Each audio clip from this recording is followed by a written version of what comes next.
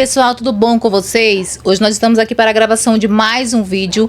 Hoje nós iremos responder juntos um simulado de língua portuguesa, onde eu destaquei algumas questões, tá? Para nós analisarmos juntos e vermos aí como é que as bancas costumam cobrar os conteúdos de língua portuguesa e quais conteúdos são mais cobrados, certo? Porque você e eu sabemos que a banca disponibiliza lá no edital do conteúdo programático uma lista gigantesca de conteúdos e muitas das vezes eles costumam cobrar sempre a mesma coisa. Então vamos ficar atentos que no concurso aí da Secretaria de Estado de Educação do Acre, que está sendo organizado pela banca Instituto Nosso Rumo, essa banca costuma sempre cobrar os mesmos conteúdos da maneira muito parecida. Então aqui nós vamos analisar algumas questões hoje, estando muito atentos também para algumas pegadinhas e expertises que podem até dar uma celeridade ao responder as questões, tá bom? Então vamos lá para a primeira questão. Já estou devendo esse vídeo para vocês, né? Porque eu fiquei um tempinho sem gravar um vídeo aqui pro canal, mas hoje eu trago esse vídeo bem especial. Vamos tentar responder as questões mais acelerado, um pouquinho acelerando o ritmo, que a gente já aprendeu bastante, né? Então vamos lá para as questões. Questão número 1 diz assim: a reportagem tentou contato com a Polícia Rodoviária Federal para mais detalhes sobre o caso, mas ainda não obteve respostas. No período, a vírgula foi empregada para, ou seja, nós iremos aqui nos atentar ao uso da vírgula nesse trecho aqui, certo? Aí ele diz, letra A, indicar o uso de um vocativo. A gente viu que o vocativo ele é um chamamento. Por exemplo, quando eu digo assim, Maria, vem aqui. Eu coloco a vírgula aqui para isolar, né, o meu vocativo Maria, que é a pessoa a qual eu estou evocando, a qual eu estou chamando. Então, não é vocativo. Letra B, enumerar itens ou expressões.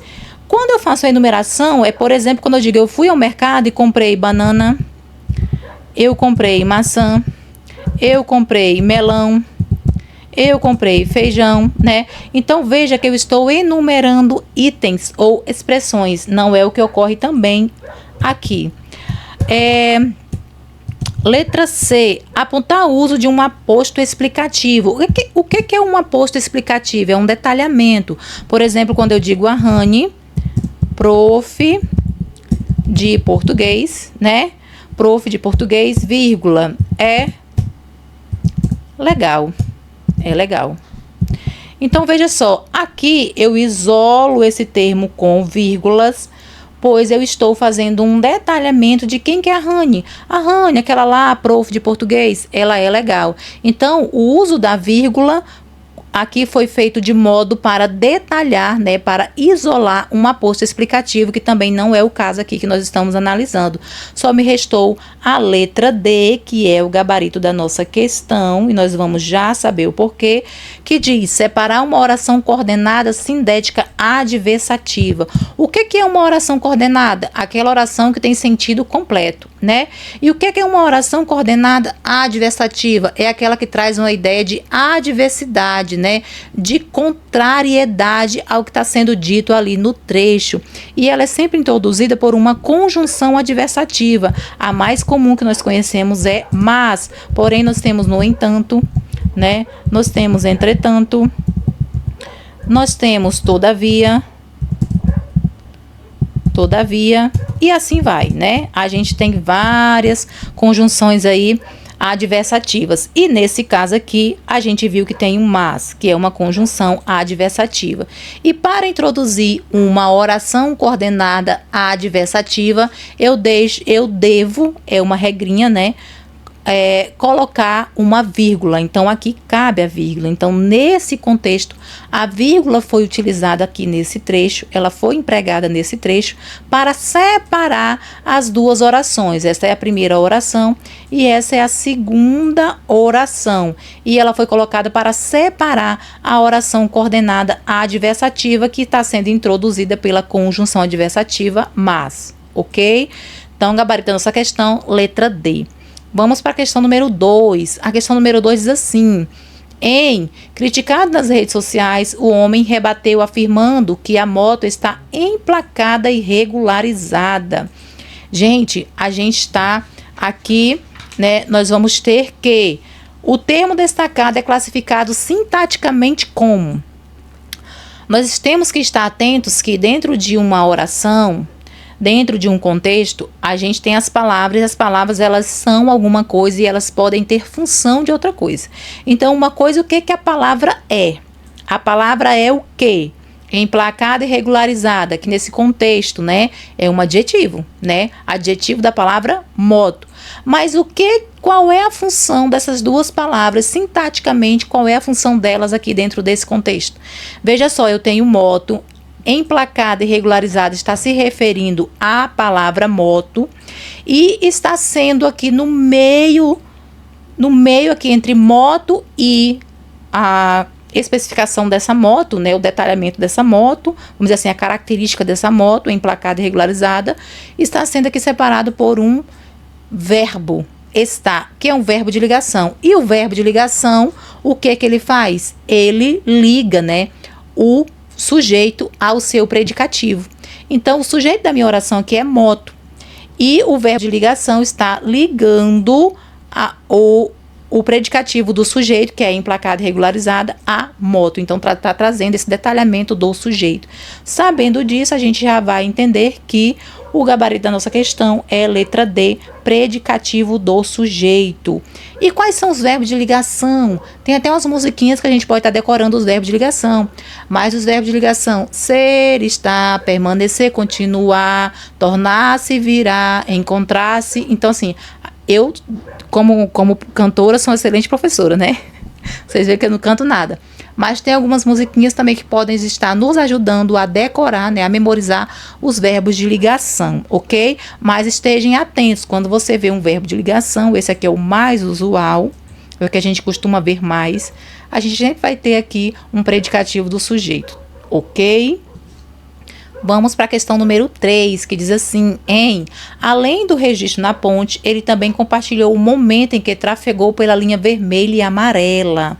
O conector destacado expressa o sentido deste conector aqui, ó, além do. Mesmo que você não conheça todas as conjunções ou as locuções conjuntivas, você vai poder dizer. Aqui você vai conseguir acertar essa questão só se você entender o que está sendo colocado. Fazendo uma leitura atenta e conseguindo inferir o sentido, o significado apresentado aqui, você consegue. Porque ele diz assim, ó, além do registro na ponte, além disso tem aquilo, além disso tem outra coisa, né? Então, além do registro na ponte, ele também tarará, tarará, tarará. Então, veja, além introduz uma ideia de adição, de acréscimo, tá? Então, é uma conjunção aí aditiva, né? Porque vai me trazer essa ideia de soma. Essa ideia de soma, está somando, está acrescentando informações, tá? Então, além disso, tem também aquilo, tá? Então, dentro do sentido aqui do contexto colocado, é uma ideia de soma, de adição, está adicionando informação dentro do contexto, certo? Vamos para a próxima questão, questão número 4, que diz assim: está corretamente acentuada apenas a palavra. Então, a gente só vai ter uma palavra aqui que foi acentuada corretamente. E a gente tem que encontrar ela. Letra A, plateia. Plateia não tem mais acento. Por que não tem mais acento? Porque é uma paroxítona terminada com o ditongo aberto. Então, por isso, não recebe mais acento. Letra B, contíguo. Essa aqui tem acento e é o gabarito da nossa questão. Por que tem acento? Porque é uma paroxítona terminada em ditongo crescente, tá? Então, as paroxítonas terminadas em ditongos crescentes recebem acento. Polos não tem acento, ok? Escrito sem acento. Voo também não tem mais acento, porque palavras que são redobro, né? Não tem mais acento. E feiura também não tem mais acento, porque aqui a gente está vendo um hiato, né? Aqui não recebe mais acento, ok? É uma paroxítona de ditongo crescente I ou U, sozinho na sílaba, sendo hiato, não se acentua, sendo hiato aqui, ó, feiura, não se acentua mais, certo? Vamos para número 5. Número 5 diz assim: assinale a frase em que o acento grave da crase está empregado corretamente. Mais uma questãozinha de crase aqui. E nós temos que saber da regrinha, né? Para a gente poder entender qual desses aqui, desse contexto, foi empregado a crase corretamente, certo? Vamos analisar cada uma das alternativas. Vou a Portugal, mas volto em 10 dias. Aí tá com crase aqui, né? Para esse tipo de questão, gente, a gente tem um macetezinho que vai nos dar a entender se a gente deve usar ou não a crase. Quando eu digo assim, ó, vou à Bahia, volto da Bahia, aí eu vejo que tem crase. Mas se eu digo vou a Portugal e volto de Portugal, não tem crase. Então, quando você vai a e volta da, crase a. Quando você vai a e volta de, crase para quê? Então, nesse contexto aqui, não tem crase, tá? Não tem crase aqui, ok? Letra B. Entregarei a Pedro o prêmio alcançado. Gente, a gente sabe que a crase, ela é o quê? Ela é a ocorrência do artigo a mais da preposição a, né? E a gente sabe que ela sempre vai vir na frente de uma palavra feminina. Então, colocou-se crase aqui na frente de uma palavra masculina. Pedro não recebe crase, tá? Não recebe crase. Que também eu vou destacar aqui, que aqui também não tem crase. Letra D. Os homens esquecem a morte do pai. Nesse contexto aqui, eu também não tenho crase, porque esse a aqui, ele é a preposição mandada pelo verbo esquecer. Esqueceu, eu digo assim, esqueceu o quê, né? A morte. Ok? Mas nesse caso, na frente da palavra morte, eu não teria a ocorrência de mais um a de o artigo. Então, por isso, nesse caso, não tem crase. Mas o verbo esquecer, gente, ele pode ter outras construções. Para ele acontecer a crase, ele deveria ser escrito da seguinte forma: esquecer-se. Quem esquecer-se, aí a gente viu que aqui não ia combinar, né?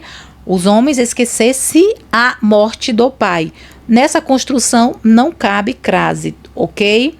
Letra E. Um competente se engana de acordo com as regras.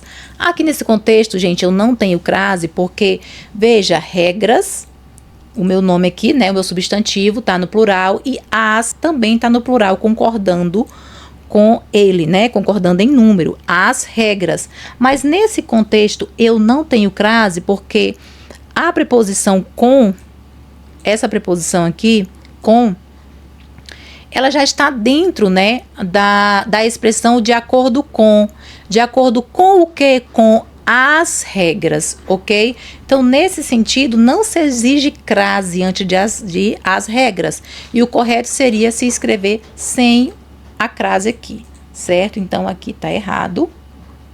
Aqui tá errado. Aqui tá errado. Vamos destacar mais uma vez. Aqui também tá errado.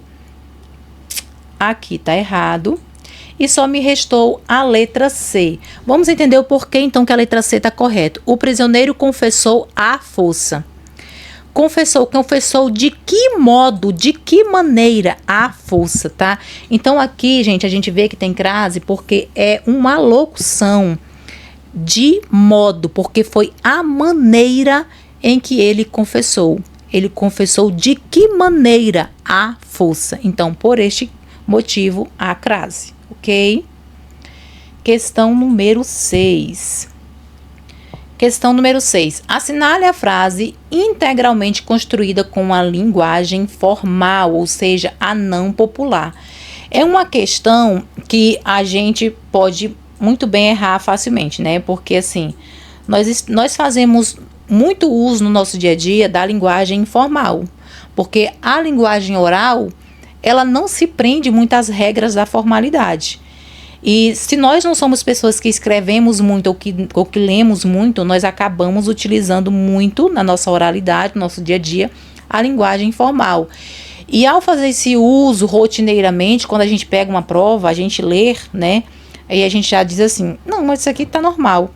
Porque está normalizado no nosso dia a dia, mas não está no sentido formal, né? Então, vamos lá analisar cada uma. Letra A, a gente não sabe o que está por vir. A gente sabe que gente, a gente, deu até um trava-língua aqui, né? É considerado um uso coloquial, porque na verdade o certo aqui seria nós não sabemos o que está por vir. Então, aqui não foi construído de modo formal.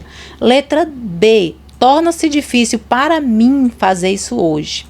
Para mim, na verdade aqui também foi colocado de modo informal, tá?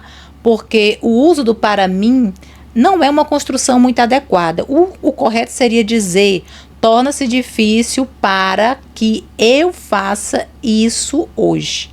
Para que eu aqui, tá? Não seria para mim. Letra C, a raça humana não suporta muita realidade. Aqui está tudo correto, tá? Aqui seria o gabarito da nossa questão. A raça humana não suporta muita realidade, não tem nenhum erro de informalidade.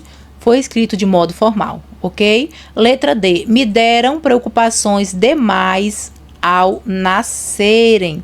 Por que aqui está errado? Tem o erro aqui, me deram, né? Me deram é informal, aqui que já entra até no caso da colocação pronominal, porque se a gente for utilizar corretamente a nossa língua escrita, né? O certo seria deram-me. Deram-me preocupações demais ao nascer, né? Então, aqui está errado por conta dessa colocação pronominal aqui que foi colocada errado, né? Porque a gente viu que ao iniciar uma sentença, a gente deve usar ênclise, ok? Pronome atrás do verbo.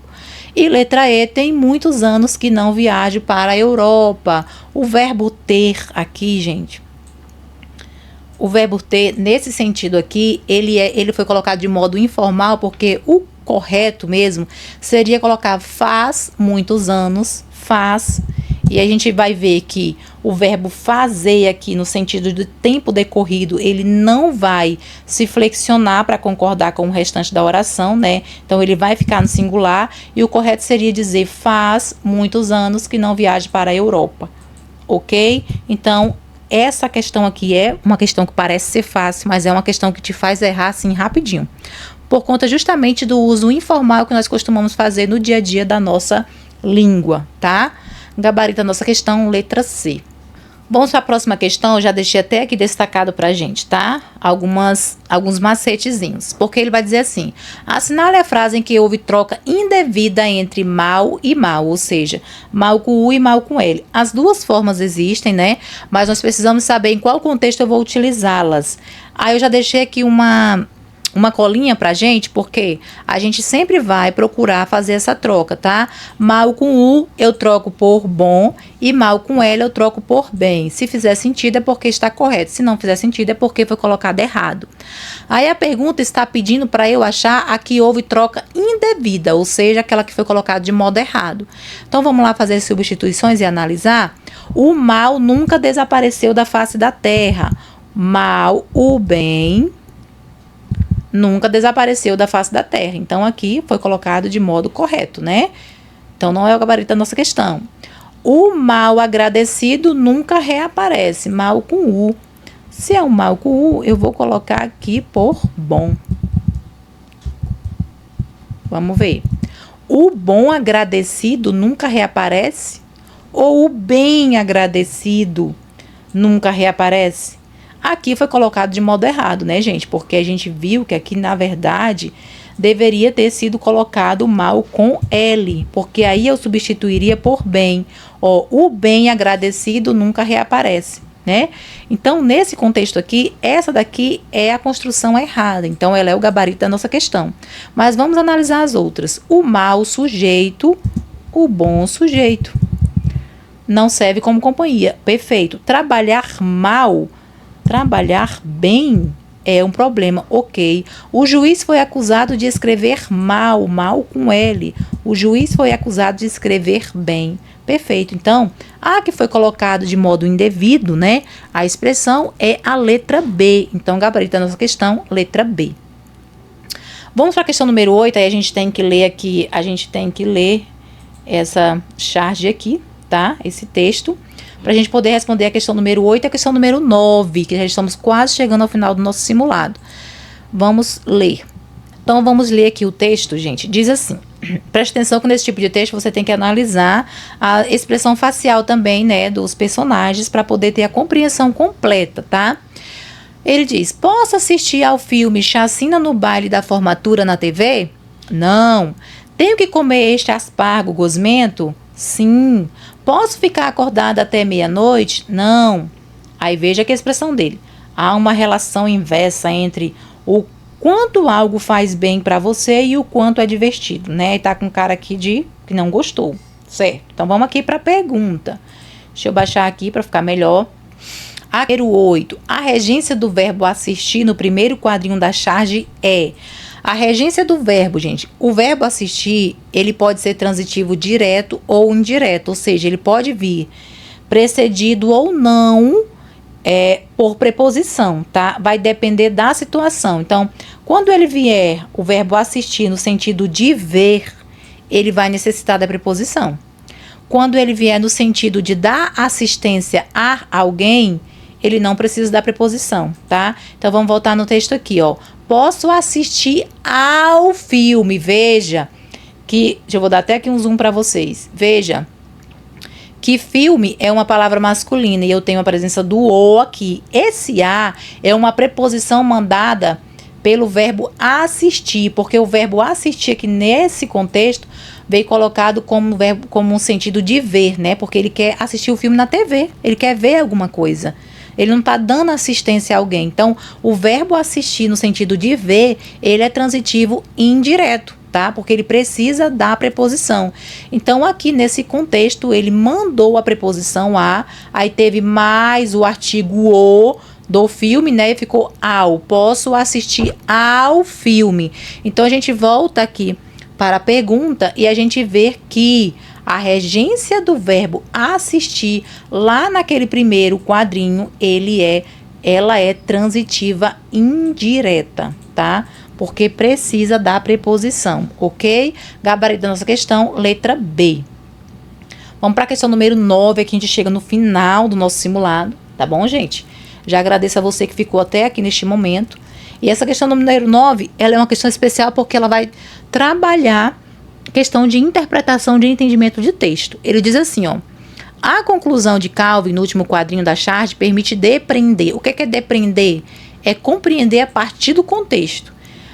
Permite eu compreender o quê? Nós vamos aqui voltar lá no último quadrinho para a gente ler, tá? No último quadrinho ele está chateado, né? Ele faz tipo uma reflexão, né? Veja só a expressão dele aqui. Ele está fazendo uma reflexão. Aí ele diz assim, ó. Há uma relação inversa, ou seja, contrária, né? Há uma relação inversa entre o quanto algo faz bem para você e o quanto é divertido.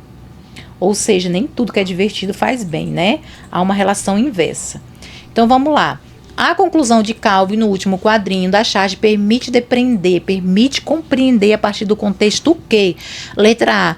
Todas as coisas que não lhe fazem bem não são divertidas. Não são todas as coisas, né? Ele não falou todas.